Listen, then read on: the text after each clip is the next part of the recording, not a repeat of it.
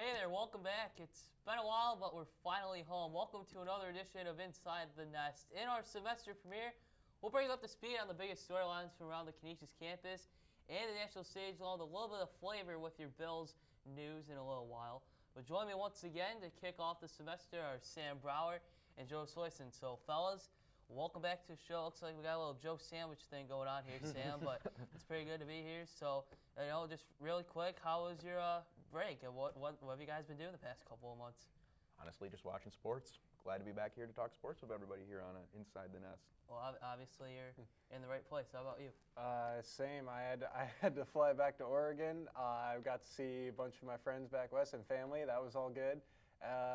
Watched some great football over the break. That was fun.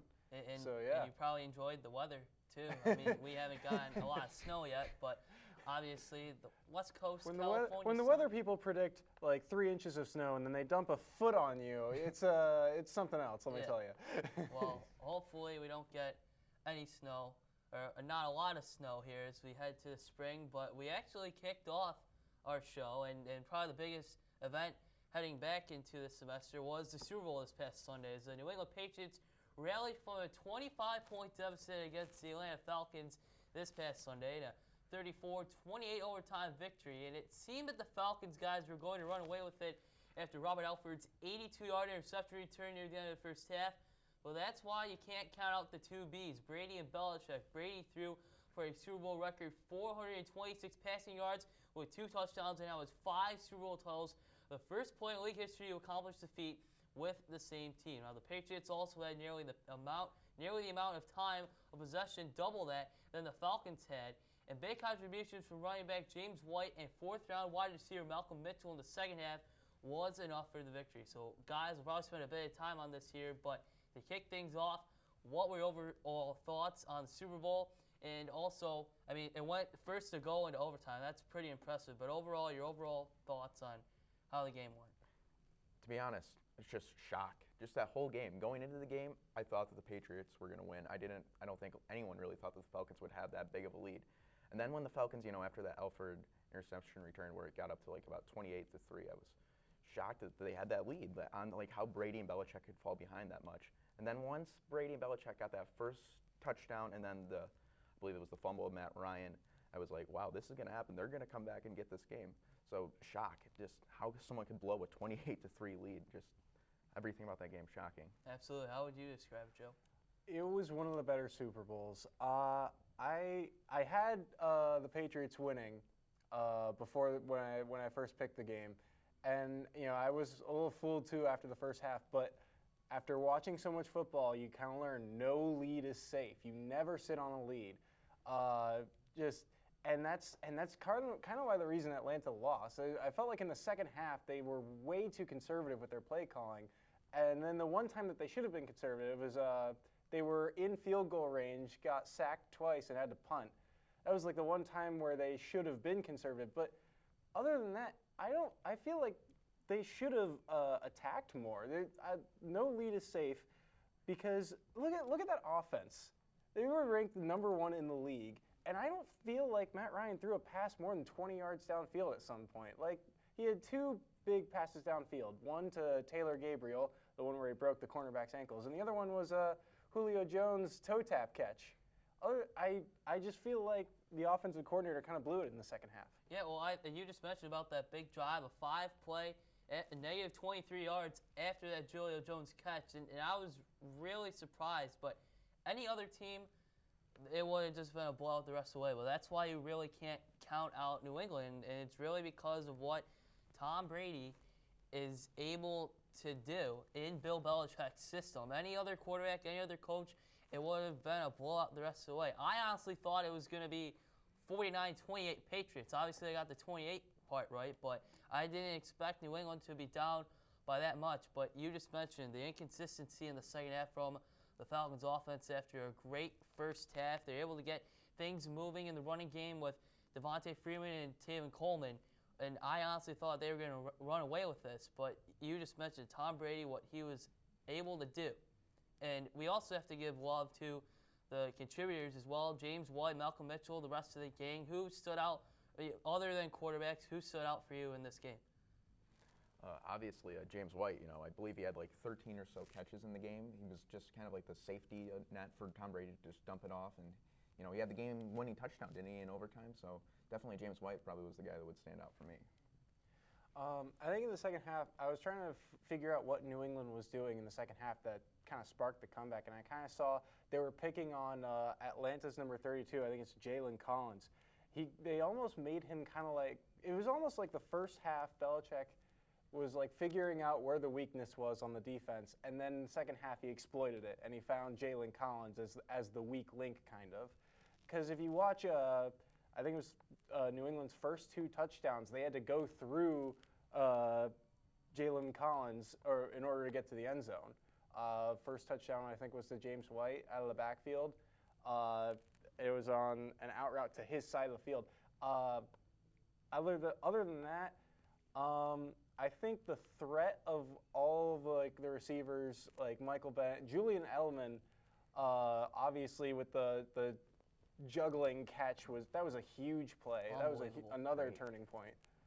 But so yeah, absolutely, and also you mentioned Martellus Bennett too is pretty big. But like we just mentioned, Tom Brady now with 5 Super Bowl rings in 7 appearances, and he joined former Cowboys and Niners defensive lineman Charles Haley as the only player in league history to accomplish that feat.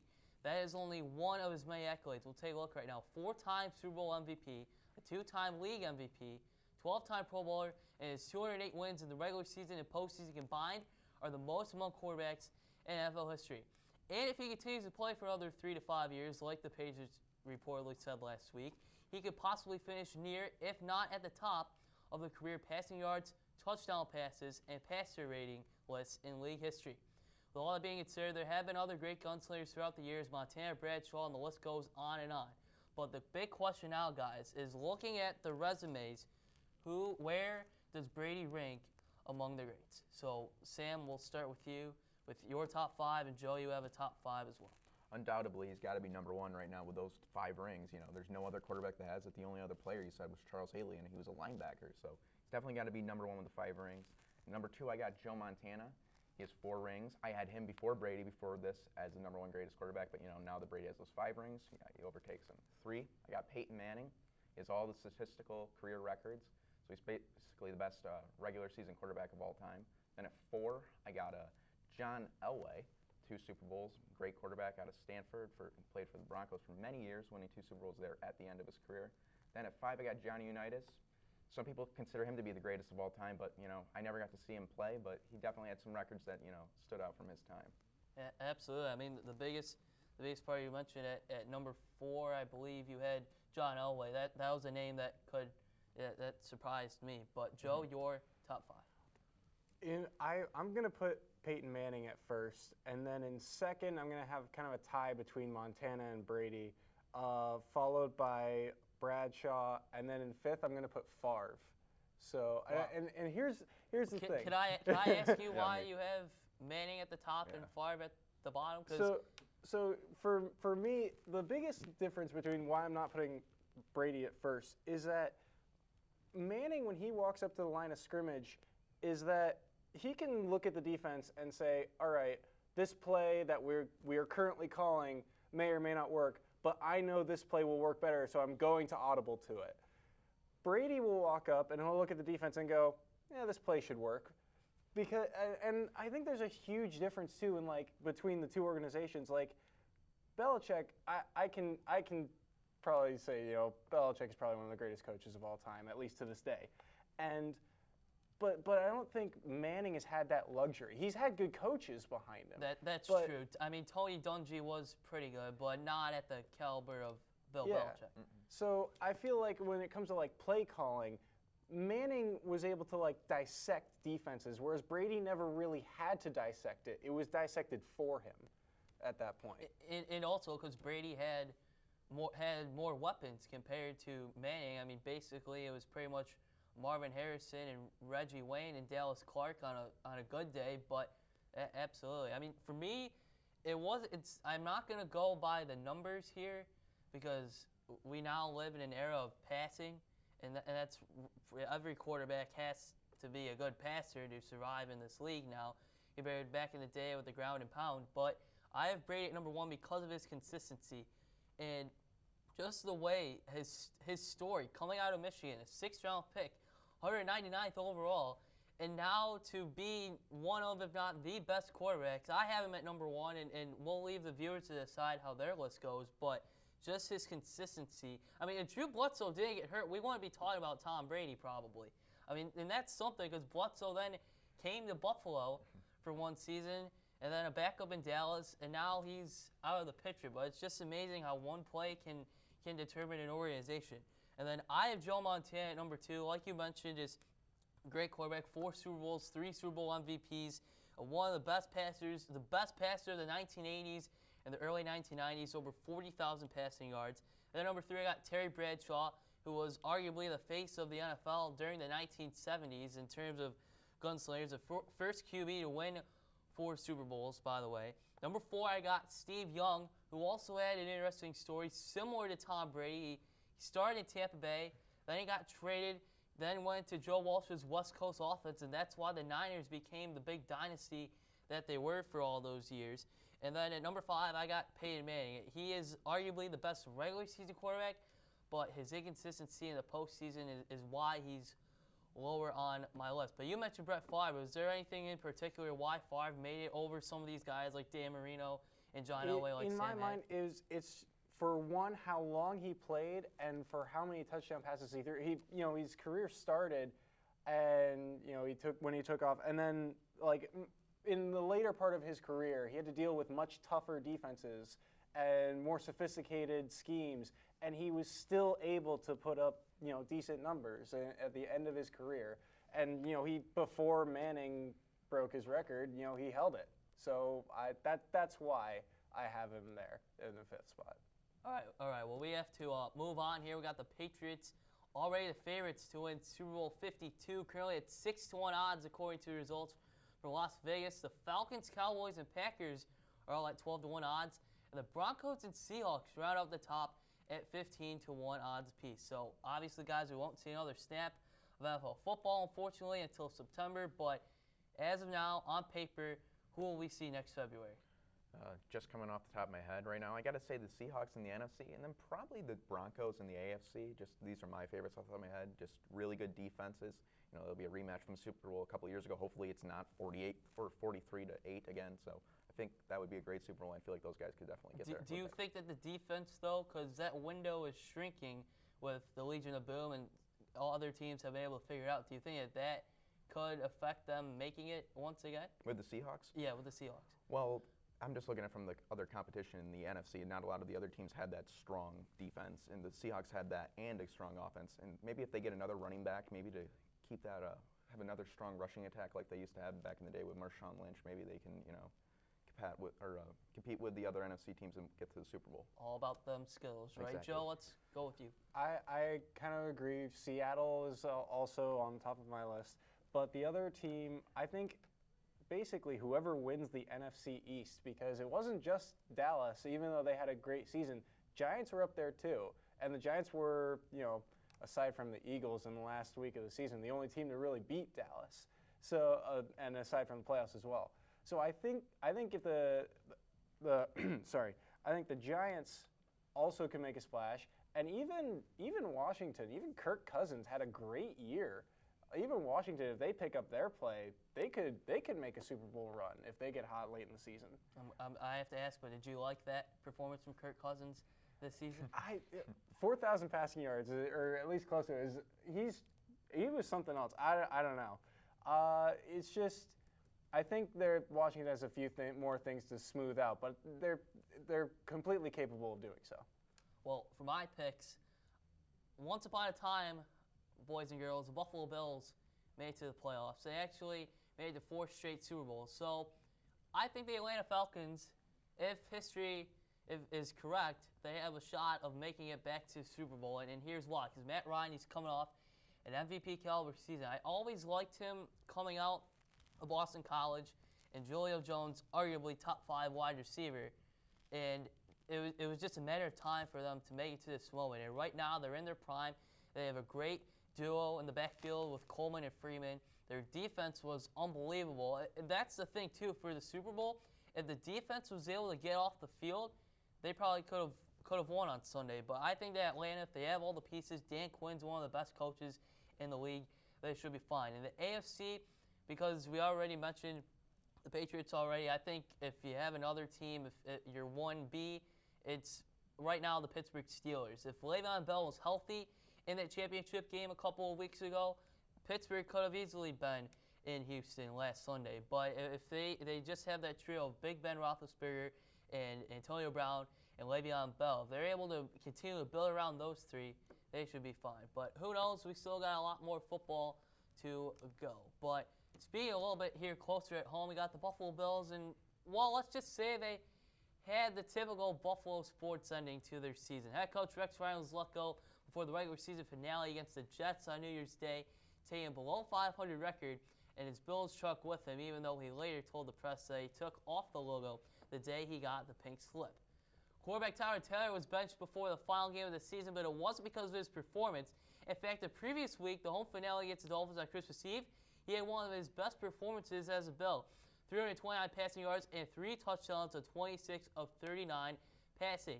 General Manager Doug Whaley said it was a business reason that Taylor was benched, and since Monday and up until March 11th, the Bills had the option of releasing Taylor before over $30 million of his contract that he signed at the end of 2015 becomes guaranteed. Now, it seems he's made a full recovery from his groin surgery that he had on January 5th, as he's been posting workout videos on Instagram the past couple of days.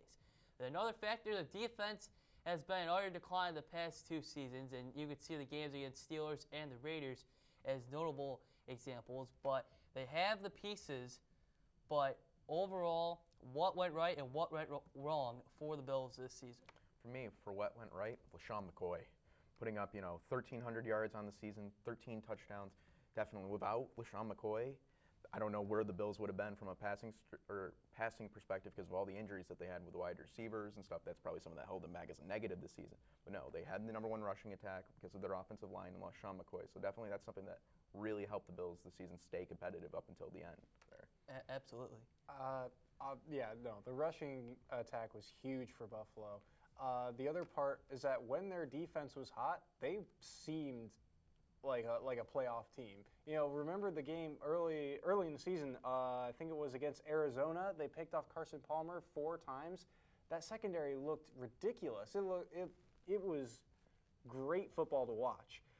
But the problem is it's almost like they have to get to that level. Like they have to work up to that level, and it's hard to get to for them. But the other thing that I liked about the Bills was that they have a lot of talent on their team. It's just also staying healthy was another problem for them. I was going to mention that too, just their health. With Sammy Watkins getting banged up, it just depleted what they could do on the offensive side of the ball. Because LaShawn McCoy, he has a couple more years to be the top running back, but you can't just be a one-dimensional team. And I think that's where it bit Rex Ryan in the end, because he was all about the ground and pound and really didn't try to convince General Manager Doug Whaley to try to get more receivers. But also, Lorenzo Alexander was probably the player of the year for me. Led the team in sacks, made it to the Pro Bowl. Just an unbelievable story, what he was able to do. A 10-year veteran and coming from Washington and Oakland and able to just have a breakout performance. So congratulations to him. And what went wrong? I think it was the quarterback inconsistency. With Tyrod Taylor, he had his moments, then he didn't. Then he had the headache in the last week of the season with EJ and Cardell. So they just have to be able to find their quarterback if they want to make it and turn things around here in 2017. Do you think that Tyrod is going to be back really quick? That's something that's something that the Bills are going to have to decide on. With that option, it's a pretty big option. But bringing in Rick Dennison, the offensive coordinator from Denver, he was, I believe, his quarterback's coach in Baltimore. That's a pretty good sign that they might want to keep him around, or at least he'll want to keep him around, especially if he's running the offense. Because I know he really tried to get Tyrod out into Denver, so that might be a good sign that Tyrod's back, but maybe on like a restructured deal, who knows? Yeah, in my mind, Tyrod is not worth the $30 million that they're going to have to pay. And he's not a bad quarterback, but the problem for me is that he's got a lack of leadership, and there's no growth to his game. It's almost like the first year he was here, he showed us what he could do, which was great. But then he didn't show us anything different this year. Is my other problem. It was almost like the team was putting up individual efforts. It was like he was like the offense basically, and that can't happen. And when you come off the sidelines off a 3 and out, he just goes to the bench and sits there, and it's almost like he's waiting his turn. He should be in his receivers' faces saying like what went wrong on this play, or in the linemen's faces saying like what happened. It wasn't there for me. Whether or not I keep him, it's not my call, but I don't think he's worth $30 million. Wow, that is a very good note to end on. And we'll be back after the break. We'll talk about the new head coach, Sean McDermott, and also, because we're at Canisius, we got to talk about some Canisius sports too, the hardwood and the ice. All the action coming up when Inside the Nest continues. Stay with us. Beginning in my sophomore year at Canisius, I was part of a research team developing treatments for children with high-functioning autism.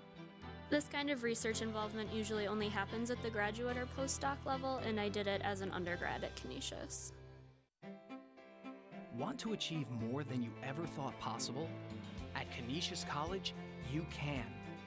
A Canisius education is packed with extraordinary opportunities like top-level scientific research, global service experiences, and real-world connections. Want to intern at a Fortune 500 company? Want to get into the best medical and law schools? Want to be a champion for social justice? You can. Here.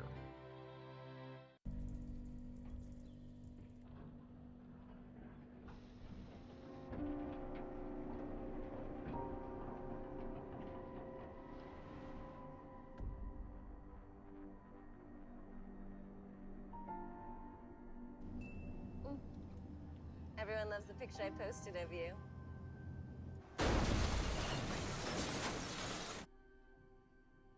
AT&T reminds you, it can wait.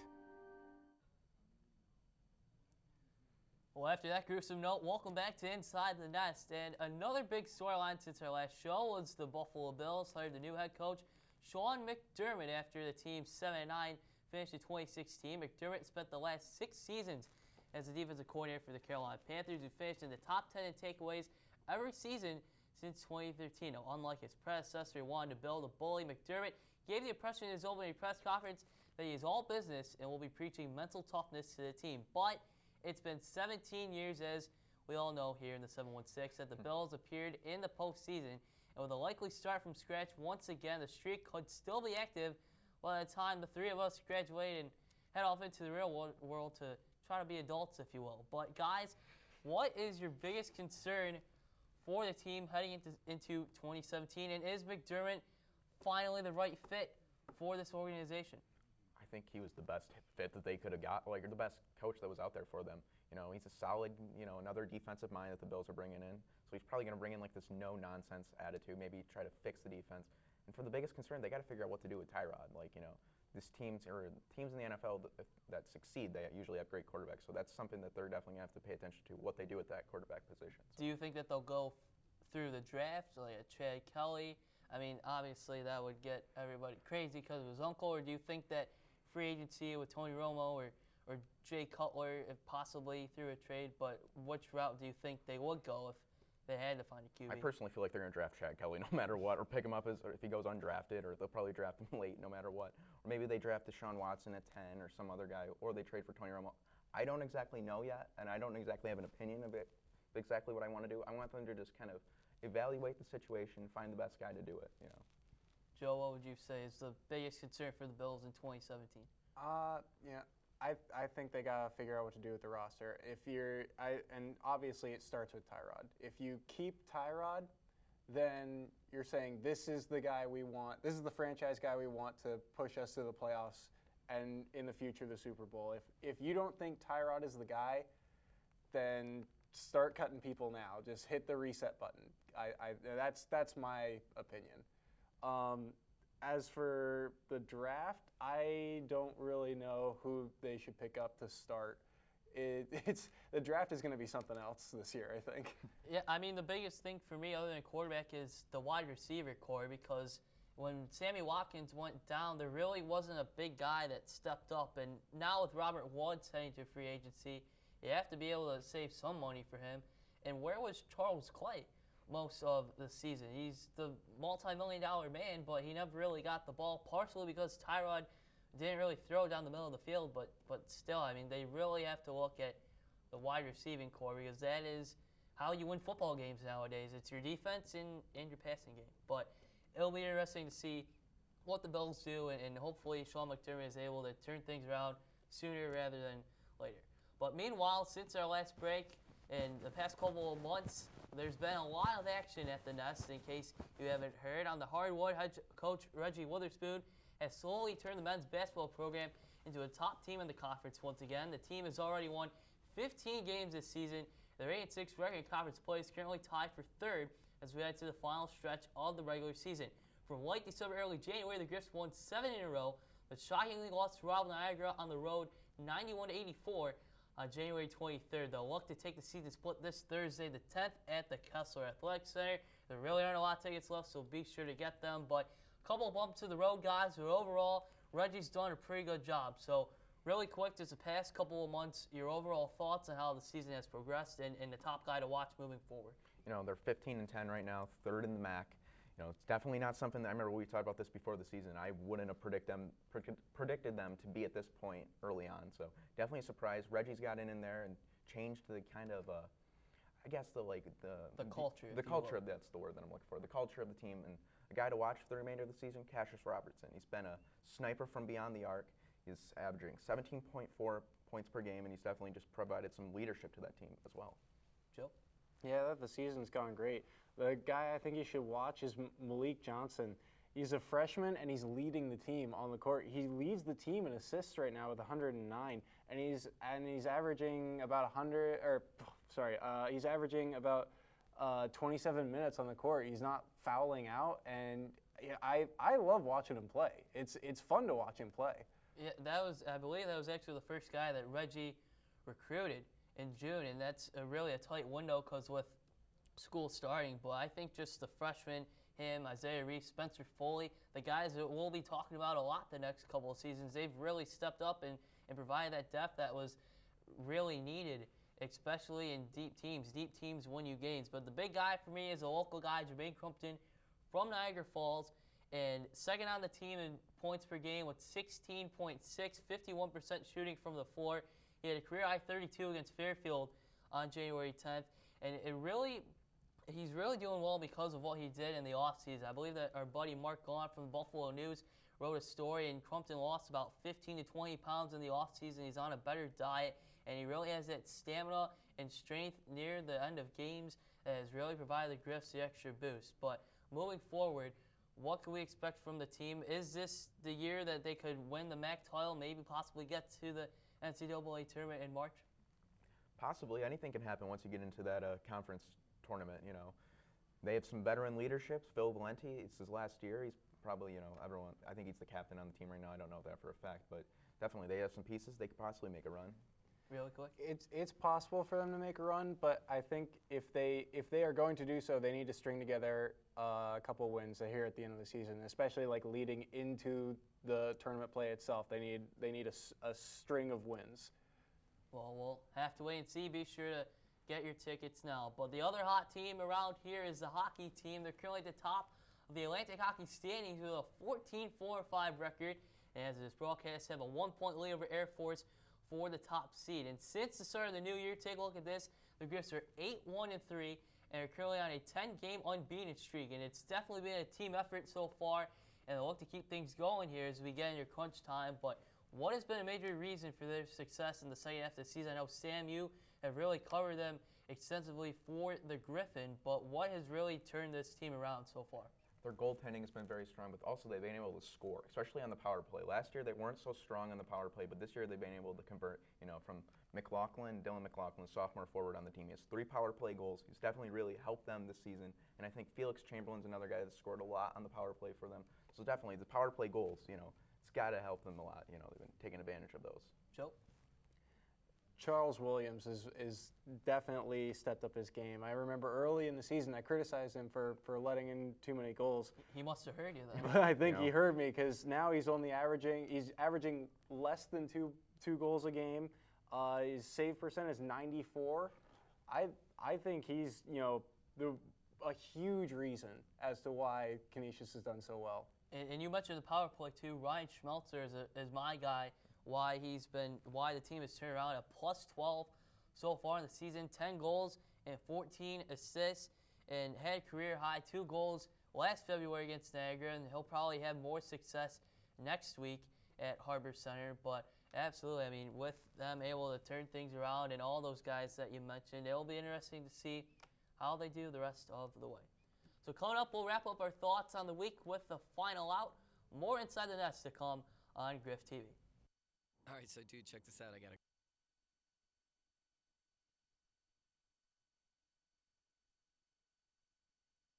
great idea for the Camaro commercial. We start in that desert, Yeah. and it's like, what car is that? And then it's like, bam! Whoa. Super fast. And mirrors, a whole bunch of mirrors. I guess. But maybe it's a woman that's driving. Hot. Totally hot. She's blonde. Redhead. Or a redhead. You know, we should be in the city. Driving fast. Screeching through the streets. Dodging hay bales. No, she's in a city. I don't know why you'd have hay. But what about a chase? Ooh, yeah, with bad guys. And a helicopter. Right, yeah, all that stuff. It's right behind her. They're catching her. This is where the energy is, man. Yeah, they chase her onto a roof and she flies off. Dude, she just flies off a building? Picture it. Yeah, I'm picturing disaster. Like, we need an ending. I got it. Car lands, she drives up, she's a teacher. Ah, teacher. Hi, guys. Hey, hi, Miss Sutherland. I did not see that coming. And then The announcer says, The 426 horsepower Camaro. and then we're done. all right. Yeah. Well, welcome back, everybody. It's our time for our final segment of the show. We call it here the Final Out, which are our final take on the week. Sam, we'll start with you. All right. 2016 and greatest don't appear to be together often. They probably won't in the history book. However, 2016 was the greatest year for championship games. Think about it. A buzzer beater won the college basketball championship game for Villanova. The Cavaliers battled back from 3-1 to the Warriors, and this gave the Cavs their first championship. The Cubs broke their curse and won the World Series in extra innings in a great Game 7 game. Clemson defeated Alabama on the last play of the game to be crowned as the top team in college football. And the Patriots came back from a 28-3 deficit to win the Super Bowl. There will probably never be another year like this, like 2016 in sports. Joe? For my outro, 6 NFL teams got new head coaches. I think the one you're going to want to watch is Vance Joseph at Denver. He preaches defense, and that defense is still very strong. And he's in a very tough division. You know, you got a top offense in Oakland, and you got a strong defense in Kansas City. I think it's him battling in that division is going to be fun to watch. And my final take, congratulations to former Griff and North Carolina native Shelley Horner, who will be inducted to New York State Softball Hall of Fame in June. It was announced back in October, but just what she was able to do at North Tonawanda, winning the 1988 state title as an 8th grader, and then able to move on in college and won 2 MAC championships with the Lady Griff softball team in 1995 and 96. And now she's at the college level, entering her 4th season as head coach of the Georgia Tech softball program. So best of luck to her this spring. Who knows, maybe next year, you know, I'll set it up for you, Coach. If you want to come visit Canisius once again, we'll definitely have to play it. But congratulations on getting the honor, and best of luck moving forward this spring. So, guys, I think that's pretty much it. You got anything exciting looking forward to the rest of the semester? Just more sports. Baseball's about to start up here again in a couple months, I believe, or a couple weeks or so. So that should be great. So. Yeah, lacrosse should be good. Hey, how about the doubleheader against Niagara Friday? Yeah, absolutely. That's going to be great. If you haven't found out yet, we got tip-off at 5:30 for the women, and the men will be a little bit after. And tickets are running out really quick. Probably by the time you watch this, they'll be gone. But be sure to stop on by the ticket office. And also, be sure to shoot Griff TV a like on Facebook and Twitter, and to keep up to date with what's going on around campus. And we'll be back here after the President's Day weekend. So for Joe Soisson and Sam Brouwere, I'm Joe Kraus. And the next time you're at Canisius, make sure to come inside the nest. Have a good night, everybody.